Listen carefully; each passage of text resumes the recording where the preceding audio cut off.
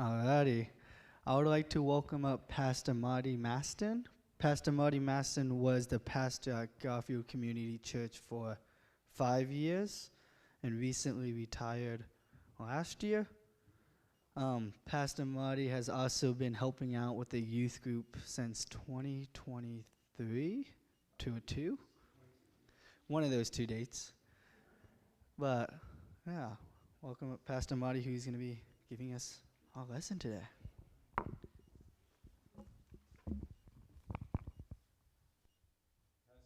Testing. So glad to be here. This is awesome. I just saw something really cool. In the book of Nehemiah, it talks about they were in danger, and so they had they worked with a trowel in one hand and a sword in the other.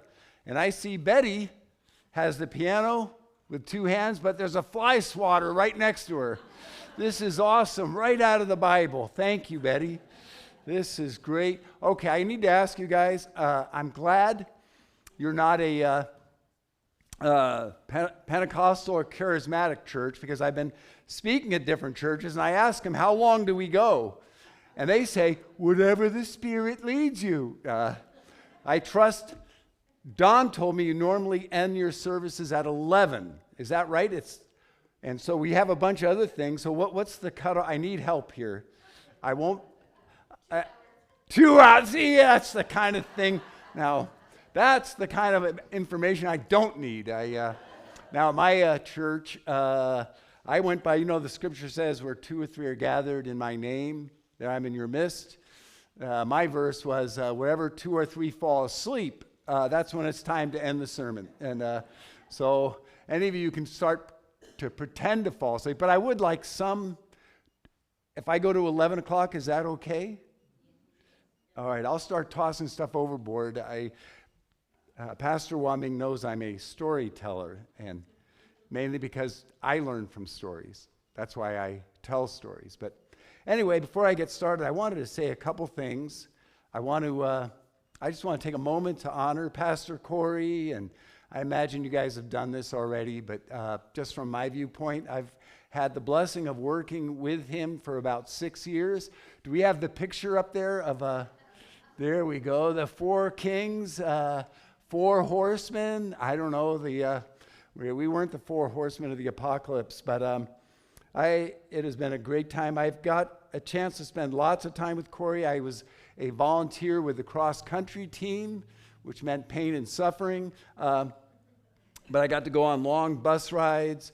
I got to hear his endless jokes. I mean, I don't know how many thousands of jokes he has memorized. I don't think I ever heard one twice. So we had a great time. At one point, the 4 of us would meet, and almost inevitably, it never worked. Somebody always was left out. It wasn't me, because I had almost nothing to do, but the other guys were so busy that, but we had such great time of fellowship with breakfast and sharing, and all these guys were an immense blessing. And also Corey was really great because I graduated from Bible college in 1984, so a lot drained out of my brain, after I left, and he was much fresher, and I could always ask him questions. Plus, he was from a more prestigious school than I was, so he was a great font of information. And I want to say that he has done such a wonderful job. Tina and him have done such a wonderful job with their children. It was such a great example. And at times, we would be on the long bus rides. Kids would ask him questions. And I don't want to go ridiculously long about praising him, but I'm so thankful for them. But the most impressive thing about Corey, in my opinion, is somehow he managed to restrain himself from going overboard about his son going to Harvard. I brag about my kids. They're nothing like Harvard. And as I understand, I'm not trying to embarrass you, Danny, but I guess I am trying to, but okay. Restrain yourself. But I guess he made the decision he would only wear a Harvard shirt once a week. I'm telling you right now, my kid goes to Harvard. I would have Harvard bumper stickers. I would wrap Harvard bumper stickers around my forehead, and I'd say, hey, by the way, do you know my son's going to Harvard? And I just, how Corey did not die of pride, I have no idea. I remember, and again, this, I'm not trying to, I really am not. I'm just so happy. I mean, I'm happy with my kids. My post office, I would brag about my sons doing this or that, and the guys would always say the same thing. Yep, they sure had a great mother. And absolutely true. But I did come up with a suggestion for a shirt for Corey, and why he didn't go along with it, I don't know. But my idea was, on the front it would say, my son's going to Harvard. And on the back would be, what crummy school is your kid going to? But he didn't think that was appropriate. I don't know why.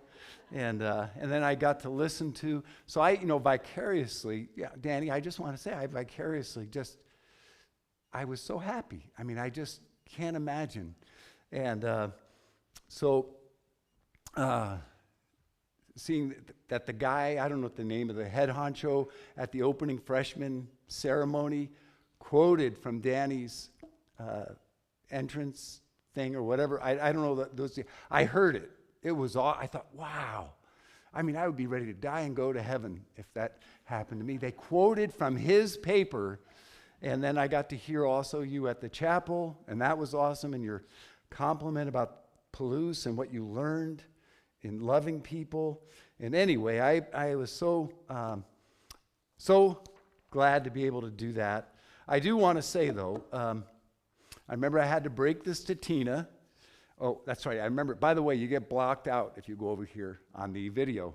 I found out. So I'm going to go over here. I had to break it to Tina that as godly as Corey is, as much of a man of God as he is, he doesn't compare to me. And this is the measure. This is the true measure. I asked her, Tina, did God ever stop a Super Bowl for Corey? No.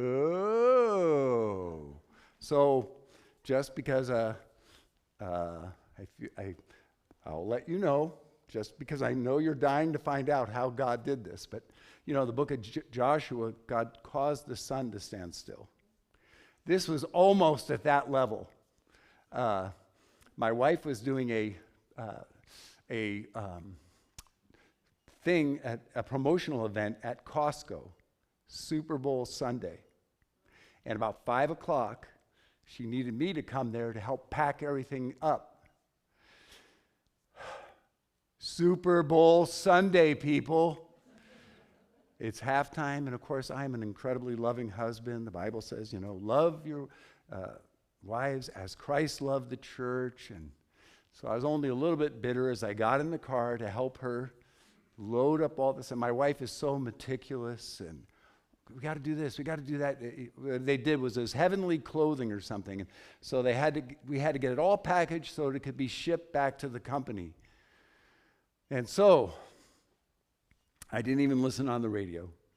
We drove all the way home, and I get home and I turn on the TV just to see what happened.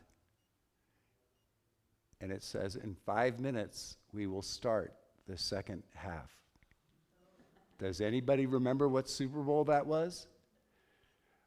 Oh, man, I'm with unbelievers here. Obviously, this is not a holiday for you guys. I know Corey's not much of a football fan either. But God, they had a power outage. The only Super Bowl in history that was delayed for over an hour. I did not miss one play. If that isn't a sign of being godly, I don't know what is. Okay, never mind. I'm just thankful. But I also want to take a few minutes here and honor Pastor Wah Ming.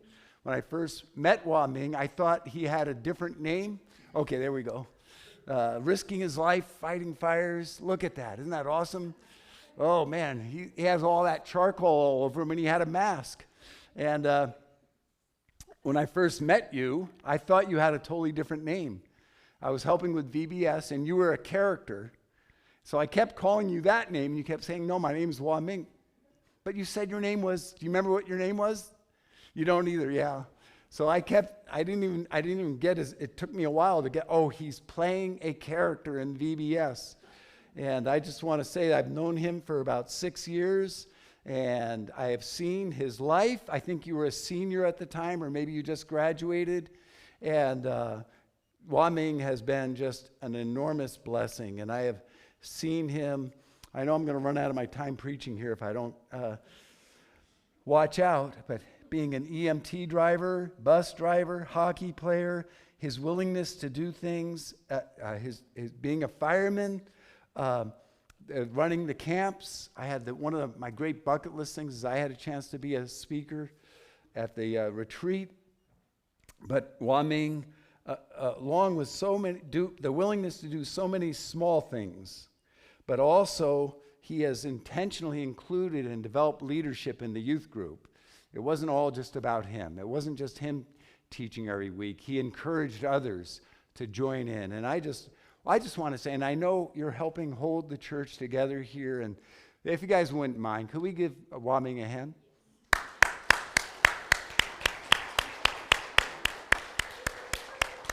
Well, I hope this isn't like the 4th time somebody has done this.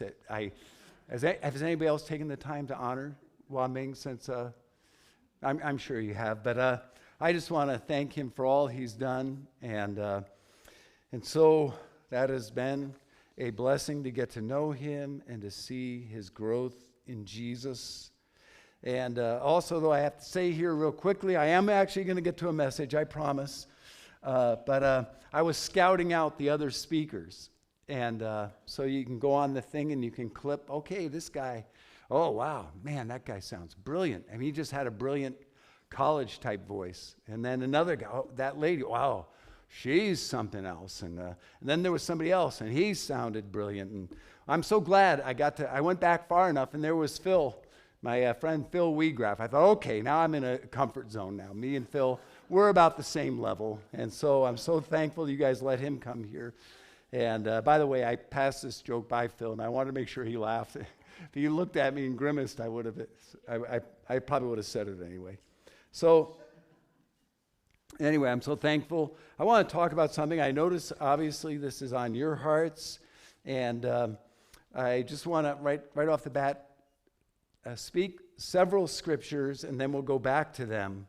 But about the idea of being led by God, and I know each of us here are in situations in our lives where we're seeking God's guidance, and we want to be led by God, but also as a church body. You're asking about the future. I see now you have an interim pastor coming, and your guys' method is different than the Assemblies of God.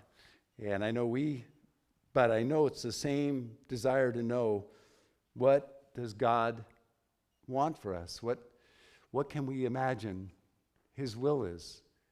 And who will He send to be a blessing, not just to us, but our whole community?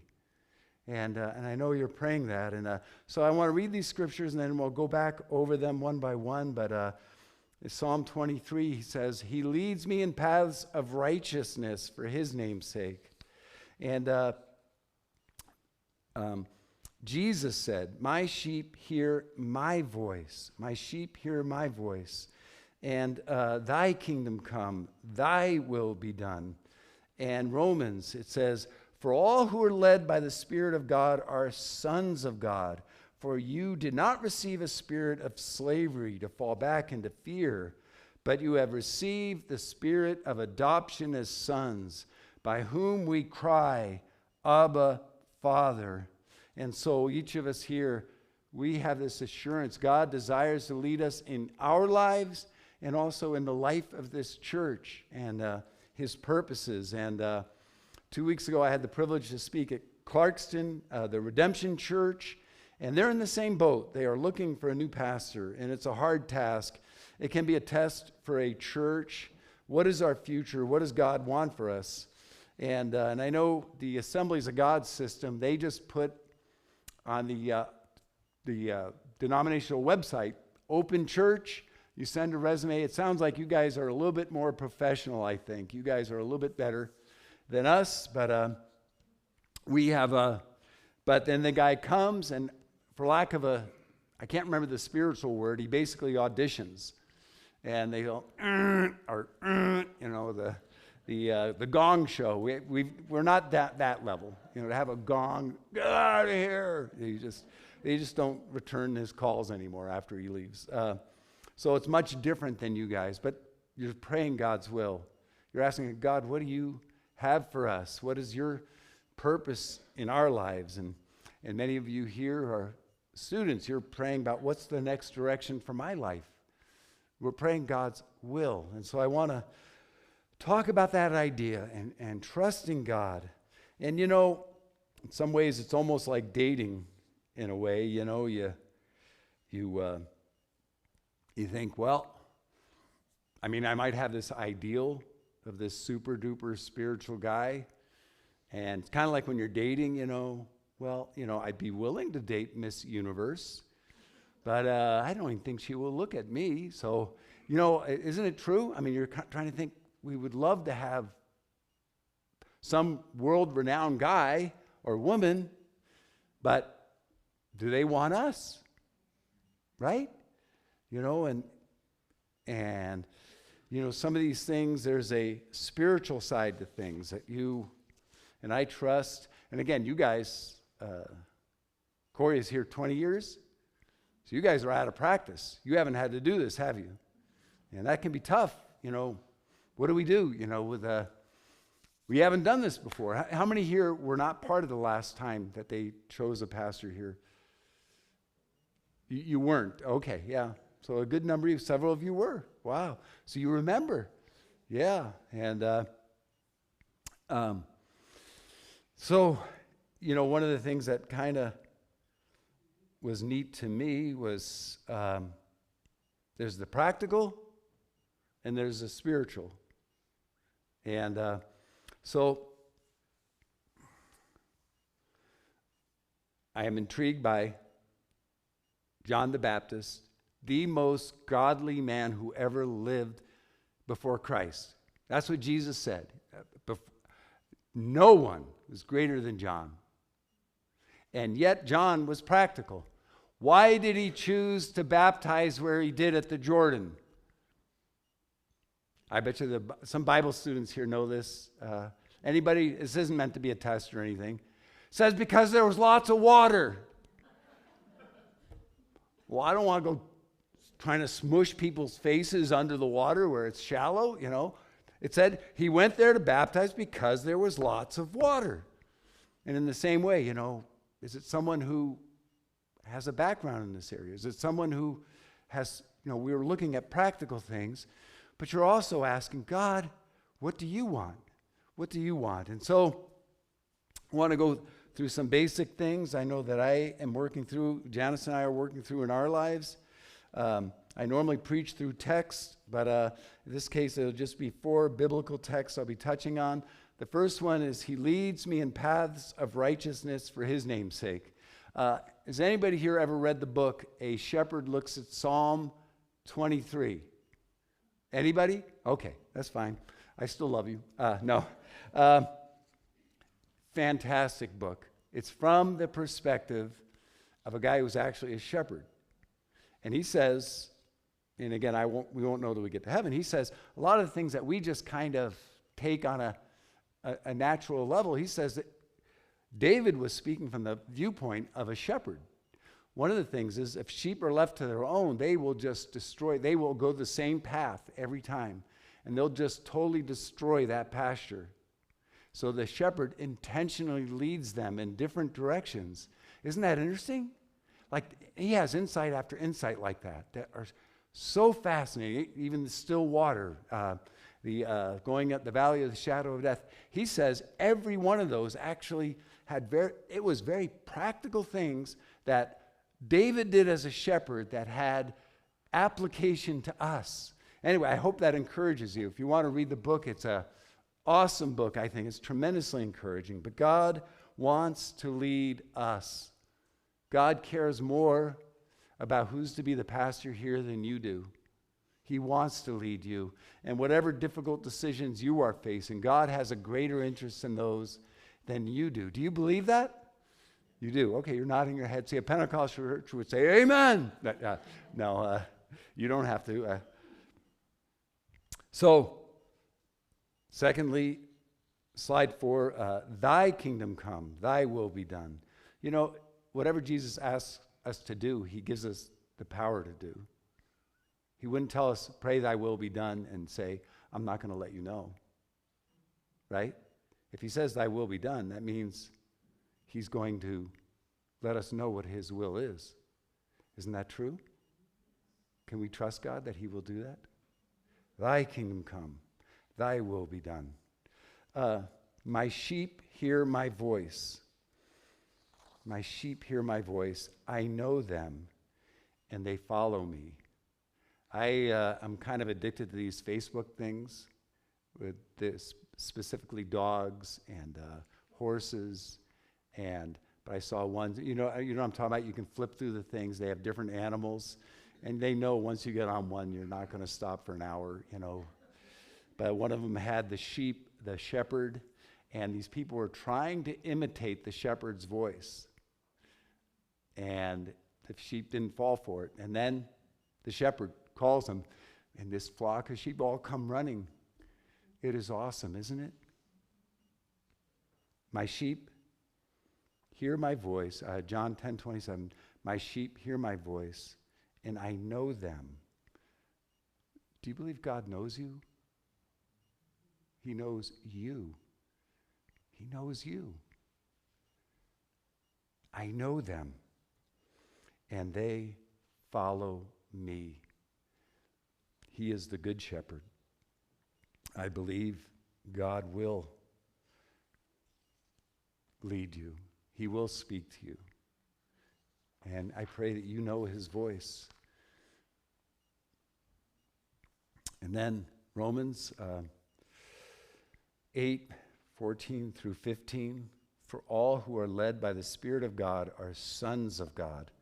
For you did not receive the spirit of slavery to fall back into fear, but you have received the spirit of adoption as sons, by whom we cry, Abba, Father. And I was going to have a video, and even Waming, video genius, couldn't figure out how to put it up here, but it was beautiful. And if I can somehow, if you're interested, I will send it to you. I'm going to do the best I can because it's so deeply moving to me, especially as a dad. This father was talking about how his son was born, and they take him out and they put him under lights, almost like a chicken at Costco, and the kid is crying and and I can imagine what it would be like. You're in this beautiful, beautiful hot tub for 9 months, and suddenly you're slapped down on this table, and they start rubbing you everywhere. And then the dad said, son, I'm here. And the kid calms down. He knew his voice. The Spirit within us cries, Abba, Father. We hear his voice. And then a little bit later, again, they started doing all these horrible things. And this is unbelievable. I mean, I've watched it several times. I assume it's true. He says, son, I love you. And the kid breaks into this tiny smile.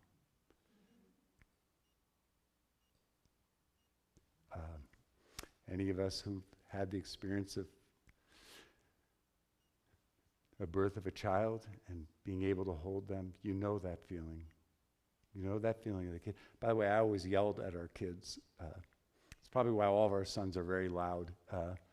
When they were in the womb, I go, can't wait to see you. We love you. And they were probably traumatized. I don't know if they'll have to go to some kind of counseling, pre-birth counseling. I kept hearing this loud noise. But the Spirit within us cries, Abba, Father. My sheep know my voice. Thy kingdom come, thy will be done. He leads me in paths of righteousness. The Hebrew children were led by fire by night, if we have that. I know we would all wish that, wouldn't we? Wouldn't it be cool, like if you have somebody come here and you're praying about them, and then you walk out the building, you look up, and there's this flaming torch above the church. Oh, I guess he's the right one. And they were led by cloud by day, fire by night. They had the Urim and Thummim. I assume you guys don't have that. We wish in some ways, don't we wish we didn't have to pray and wait on God? Wouldn't it be nicer if we could just, okay, this is what it says. This is the person, or I'm supposed to take this job, or I'm supposed to go to this school. And so I just want to talk about a few things that I think are principles. Us Pentecostals, there used to be a phrase they used to say. They used to call some people the Lord told me's. And I assume there's nobody here like that, but God talked to them 5 times a day, it seemed like, Yeah, the Lord told me this, the Lord told me that. By the way, I will end with the fact that there are times I believe God has specifically led me. I don't discount that. I am leery of the Lord told me's. And so some basic things. Becoming a Christian in retrospect. Okay, so one thing I have to backtrack here. I've had the privilege of sharing with the youth, and Wyoming knows I'm a storyteller. So it's 10:52. I can't believe it. Okay, I'm going to cut through some of this. I promise. I want to be faithful to your church. I know we're moving away, so I'll never be here again. I should probably just talk as long as I want to, Just maybe get somebody on the window to be a Eutychus, to fall over. Okay, I guess that's it. Sometimes, though it didn't stop Paul, by the way. If you read the thing, he went on blabbing longer. He didn't care the guy nearly died. No, in my life, I can look back, and God was guiding me even before I became a Christian. I can see things now. And one of those things, again, this relates to football. I was a football nut. I was immersed. I memorized, before I became a Christian, I memorized Vince Lombardi sayings. I memorized them. Fatigue makes cowards of us all. The harder we work, the harder it is to surrender. I just immersed myself in these thoughts. And one of the big moments God led me was our ninth grade team went undefeated, and unofficially, we didn't have playoffs, won the championship. And football was my life. I was just immersed in football and baseball. And I remember the paper put it, an article. It was the first time a Caldwell team had been undefeated since 1948. And so it was kind of a big deal.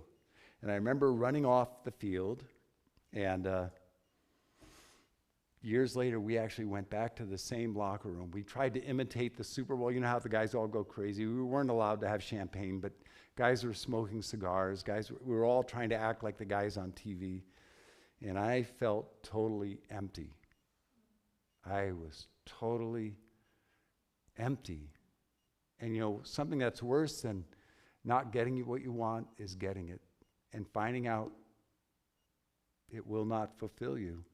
We actually went back to that same locker. They use it now as a storage place, but they still had the same hooks. I was somewhere buried in our mountain of junk. We have pictures of me standing by the very locker.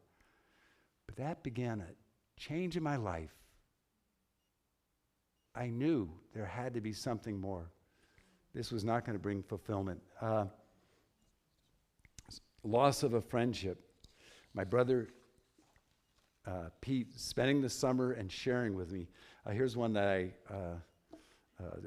we have a nice audience. They can always edit this out. I hate to admit it. It's the only time I was drunk in my life. I've only been drunk once. I was with a bunch of guys. we were at this big camping trip thing, and I've never been drunk since, never before. Sleeping in a tent with these guys, and I don't recommend this, by the way. Wyatt, I do not recommend, this is not a ministry tool. But do you know how some people, when they get drunk, they're able to open up to their true feelings? I'm not recommending this, by the way, but that's what happened to me. That night, I couldn't sleep. I stayed up all night. And my brother had been sharing with me, and I said, I really do want to become a Christian. I want to receive Christ. I know it's not right, and if I had it to do over again, it would have been Kool-Aid, but I stayed up all that night, and then my brother or somebody put a tract, the 4 spiritual laws, and it was in the form of a glove, and I prayed that prayer, and Christ came into my life, and he guided me. Each step I can look back and say he guided me. If he was willing to guide me in those things, will he guide you guys in the decisions you're going to make? Meeting Janice. It was a failed haircut experience. I was supposed to get a haircut by her roommate named Mona, who was my brother's sister-in-law. She wasn't there. Janice was. And thus began a relationship and the guidance of God. Okay? Maybe today you'll be going to get a haircut and the person won't be there and you'll meet someone. You never know. But meeting Janice, getting married, moving to California. When we went to move back, by the time we lived in California for 3 years, it was 1991. We were sensing that we needed to move back to Washington. I said to our kids, by this time we had our 3 boys, I said, we need to be praying that God would show us where we're to move. If we're to move or not, I mean. And Bobby, at that time, so 91, he would have been 5 years old. He said, I don't have to pray. And I thought, oh man, rebellion already. And he said, God already told me we're moving. And I'm running out of time, so I got to... It was God's will. And God had spoken to him before he spoke to us. And it was one of those moments. And so, 4 basic principles. I'll go through this quickly, and then I'll share one last story. One guy said, it stuck in my mind, about God's will. He said, if you are committed to it, you can't miss it. If you're committed to it, you can't miss it. Don't you believe that? If we really want God's will, we won't miss it. Another great saying, and I wish I knew who this was, they said, have no will of thine own in the matter. And again, that's very hard to do, as I'll share in the next 2 points, but have no will of thine own in the matter. God, we surrender our expectations. In whatever situation you're in, career, school, relationships, whatever you're in, have no will of thine own in the matter. When we surrender to God, God can make it clear to us. And that's a hard process, by the way. It's hard to let go. It's hard to let go. But have no will of thine own in the matter. Real quickly here, we all have a broken decision maker. None of us are perfect, and this is the absolute slam dunk. By the way, this mirror was really cool. Janice and I could take turns looking at ourselves, and it was really fun.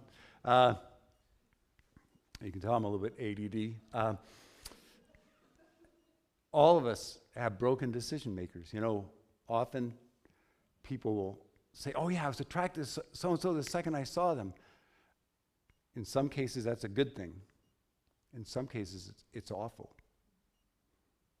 If you had an abusive father, it's not uncommon to be attracted to someone because there's been an imprint. We have a broken decision maker. And the evidence of this is Samuel. Samuel was one of the great men of God. There's this idea, the idea that he, in a sense, was a type of Christ, in that he was a king, he was a leader of Israel, he was a prophet, and he was a priest. And these are the 3 offices of Christ. Samuel was such an unbelievably godly man that the scripture said something of him that no one I've met is like this. It said, none of his words fell to the ground. That meant if he said, God said this, he said it. It came true. None of his words fell to the ground. What an awesome declaration. And yet, that same Samuel, 1 Samuel 16:7, he's told to go to Jesse's house. He's to anoint the next king. He sees the oldest son. He's studly, tall, dark, and handsome, telegenic. He says, surely this is the man of God. This is it. And God says, no, I've rejected him. Man looks on the outward. God looks on the inward. It turned out it was the runt out in the fields that they had to go get to anoint. Samuel, as godly a man as ever walked the earth, had a broken decision maker too. We often look at things on the outward. We look at things that, and yet God looks on the inward. And one final thing here. God will use even our bad decisions. Not that there's going to be a bad decision here. And one of the stories, one of the stories is God really never intended Saul to be king. Isn't that something? Israel demanded a king. God gave in. God did choose Saul, but when you read Genesis 49, it says that it was of Judah. The scepter will not leave Judah, the third son. Isn't that something? God had always intended, I believe God always intended it to be David. But you know what? God and people put down Saul. Saul, we don't know the exact timeline. He probably served God faithfully for 15, 20 years. He did great things. Even the bad decision, God anointed him. And sometimes there's this thing, if I can say, again, I'm of an Assemblies of God, charismatic, Pentecostal background. We've had some major blow-ups of pastors. And I've seen it in my own life. It's heartbreaking. There's nothing more gut-wrenching than you see someone who is genuinely used by God for years, and then they fall. It's devastating. It's devastating. But Saul was anointed by God. His spirit came upon him. He led them into military victories. He was valiant. He did many great things. It wasn't God's best. It wasn't God's intention.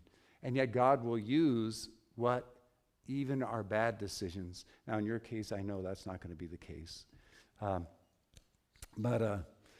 so I want to end with this.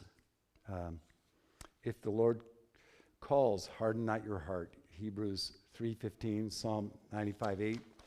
I believe God will be leading you guys. His desire, he has a greater desire, not just to care for you, but to care for our town here. I know with Garfield, one of the heartbreaking things is,